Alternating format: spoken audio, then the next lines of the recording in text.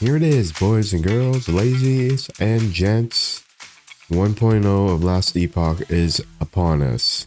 With Worm's Reach, we're so close. Just 2 days away. Just one full day of Last Epoch being online before getting shut down for 24 hours for 1.0 on the 21st. Over the past week, 11th Hours Games have been drip feeding us some of the updates that are coming within 1.0. An update with the Merchants Guild and how they're changing the level requirements for trading and everything going with that faction. But today they released the full 1.0 patch notes, and there's a lot to like. There's a lot of it. There's a lot to like also. I myself just skimmed through the notes just to see if anything caught my eye, and a lot of things really did. Like the Factions Guild, a little more information of how that works, and the Circle of Fortune, the Merchants, and everything that is connected with those factions and how we interact with other players when we're trading. But along with that, they're obviously patching and fixing a lot of bugs within the game that we've seen through early access. We are getting buffs and nerfs on Monolith, the endgame system, some of the abilities of the masteries and classes. They're changing a bit of the campaign too, not too much. It's just a little more difficult when you get into the higher levels of the campaign, but the earlier stages is completely untouched from my understanding. Let's just get to some of the things that really caught my eye within the patch notes. You could go on to Last Epoch's forum to read the patch notes, or go into the Discord on their news feed, and they will show you all the patch notes there. And they lay out pretty good too. They have like a timeline of each section you want to look at. They have a table of the contents if you want to search like a certain portion of the patch notes. And of course they have all the comments at the bottom because it's a forum.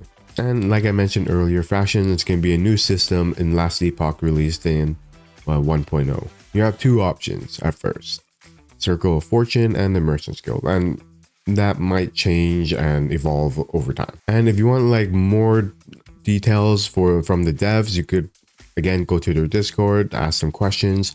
There's also a video that 11th Hour Games released a couple months back, and that gave you an idea of what those systems are, the factions do when you're interacting with them.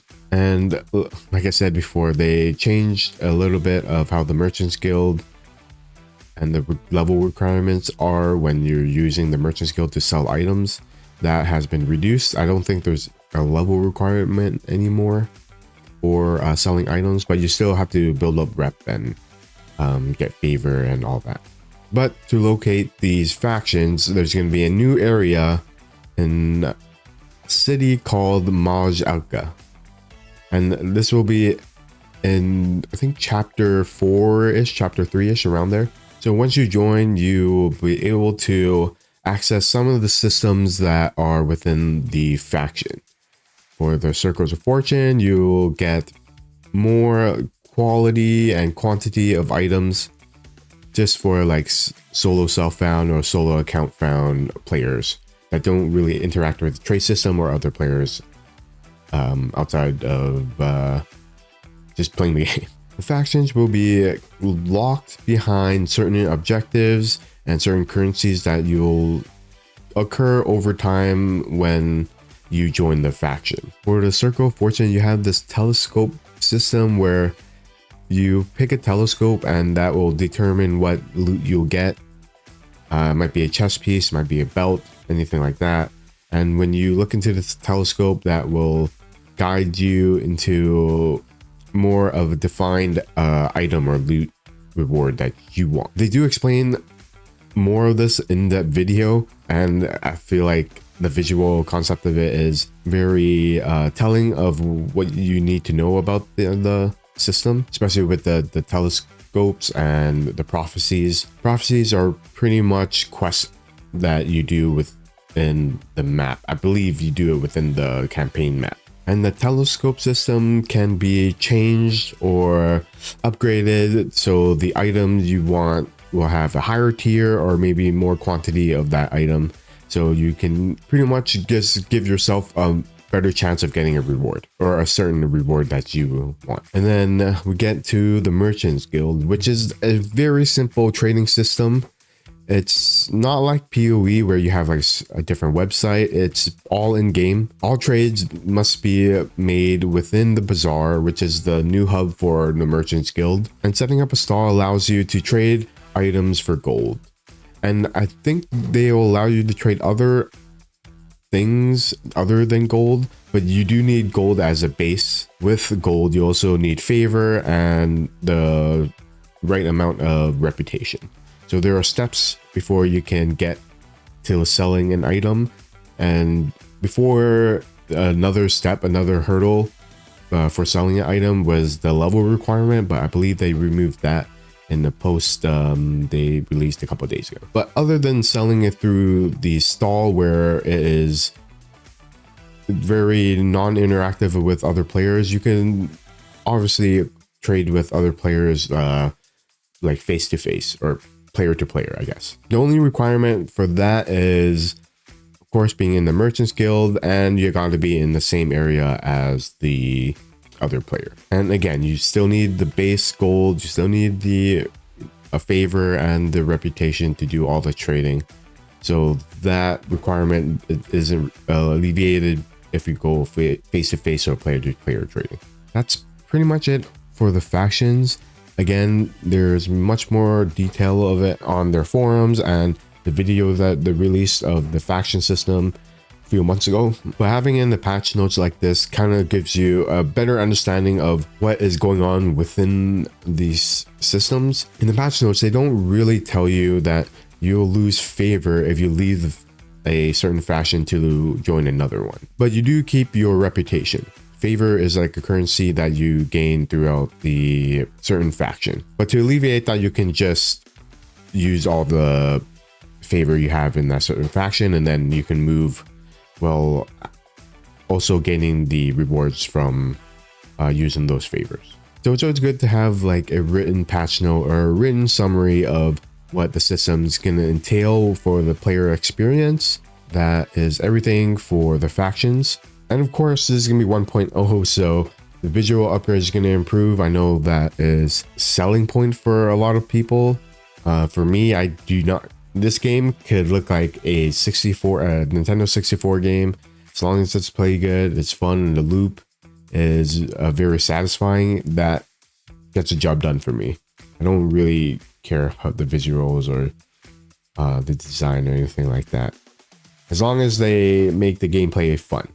And that's my philosophy when it comes to that. But for the people that want to see some visual upgrades, they are going to do some. Like it's pretty massive, actually. I'm not going to pretend to know every single detail of these visual designs and visual upgrades and improvements. I just have some things noted down that caught my eye when I'm looking at a visual upgrade or a visual improvement. Like most of that is just like, improving lighting, improving the shadows, and they're doing that in like just about every way you could possibly do it. Because of them doing that, they also are able to cut down on loading times when you start this game. There's a lot of connecting points when you're changing the graphical or visual designs of the game, especially when it comes to optimization. But yeah, a lot of visual designs and upgrades that you'll see, and I'm pretty sure it is a big difference, and hopefully we'll see a lot of people loving the improvements, maybe give them some input about how to improve on it. And along with the visual upgrades, you will see a change of intro, I guess, because from what I understand, the intro is determined by which class you pick. So a acolyte intro will be different from a mage intro, and vice versa, and whatever. So I think they're changing that to become one uniform intro, and throughout campaign, you'll see different cinematics. 11th Hour Games also rebalanced some of the endgame mechanics and systems. So corruption level for monoliths is another way to modify your monolith so echoes can be harder, you get more loot, you get more rewards, etc, etc. It's an ARPG, so you try to get as much loot as you can, and that's the point of the corruption. But with the corruption, that also adds modifiers to the echoes within the monolith. What they're changing is more for the later stages of the monolith, and around level 60 you'll see them have more health and dealing a little more damage, and that's because they're adding just like the global health and damage pool of every monster. That's level 60 above. Of course, like level 80, that will increase life and damage by 5%, and then level 100, 25%. So overall, the monoliths, when corrupted, is going to be pretty difficult, or more difficult than it is for now. And with that global increased health and damage, it also will bleed into arena and dungeons. So all those end game systems will be a lot harder. Is a stretch. It will be harder, that's it. So with the arena, I think they kind of gave an equivalent of what to expect. So a wave 140 is equivalent to a wave 200. That's the example they gave within the patch notes. So if you do the math there, it does get pretty difficult if you're expecting the same level of difficulty when it comes to a wave 100 to a wave 150. That will probably be much different. And the last endgame system, that it's not really changing that much. It's more of a nerf, or a nerf to the monsters there and a buff to us. For the tier 1s, they're changing the monsters' health and damage by 35% and 25%, but that's just for the tier 1 dungeons. So the tier 2s, tier 3s, tier 4s, and however high that goes, that will stay the same. I feel like it's a good pace already. You kind of know what to expect when you go into tier 2s and above. So I feel like that's a good change.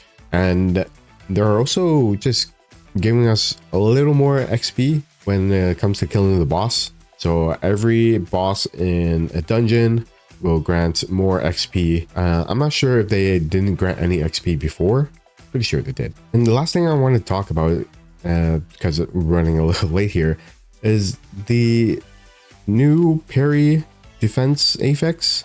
And that is a very interesting one for me, at least, because I always want to play a cast on hit playstyle, and the only way you could play with that style with a defense mechanism is blocking, and that doesn't really mitigate all the damage. Mitigate some, and you could obviously alleviate the damage with block effectiveness and armor and stuff like that. And with parry, it negates all the incoming damage except for ailments, because you still get hit.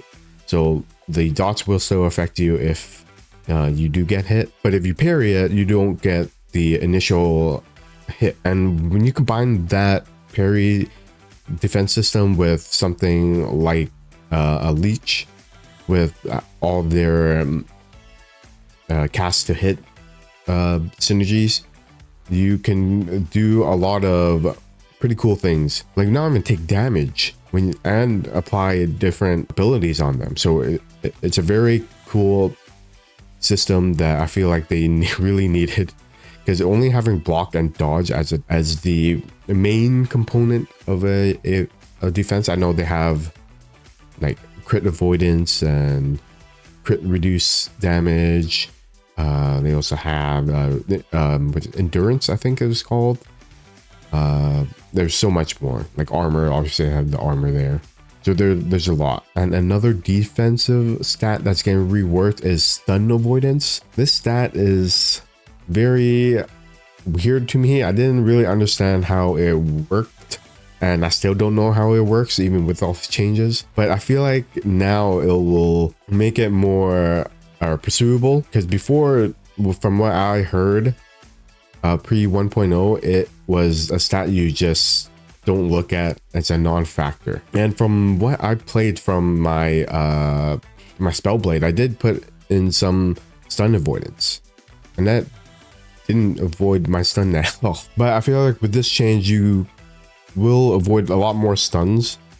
You do have to build it a little higher, I think, but it will prevent enemies from stunning you more often than not, I believe. There's so much more in this patch notes that I just couldn't get just to get fit in the video. I wanted to talk about the factions, though. That was the most interesting part of 1.0 for me, just how they implement this new and innovative training system that not a lot of ARPGs thought of, but also giving a new way to give loot for solo self-found players. It might influence the way a lot of ARPGs think about their trading systems and SSF. They even have PoE kind of changing their philosophy of what trade means for ARPG in 2024. From what I understand from Scissorin's interview with GGG, they are changing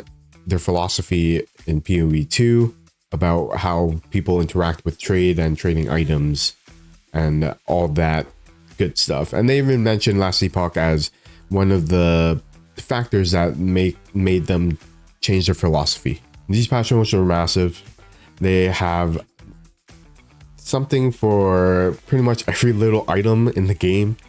They're changing a lot of the abilities of the classes. They're bug fixing a lot of the online stuff, how offline works, and just little small tweaks and a lot of the things you would expect for a 1.0 game or a beta game releasing into 1.0. But yeah, there's a lot to like.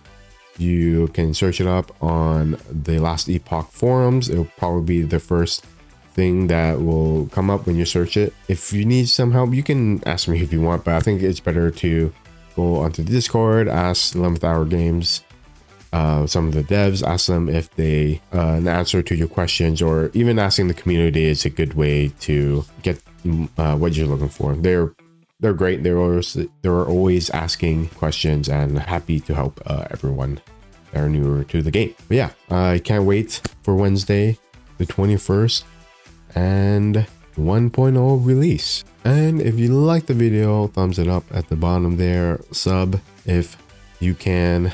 That would be really appreciative. If you want to watch me live, answer some questions with me, camera to camera, camera to voice, camera to text. Yeah, if you want to ask me questions, I'm live on the YouTube channel here and on Twitch at Twitch TV/TinN54. So come check me out if you can. If not, that's all right too. Just watching the video is good enough. And I'll see you guys next time. See ya.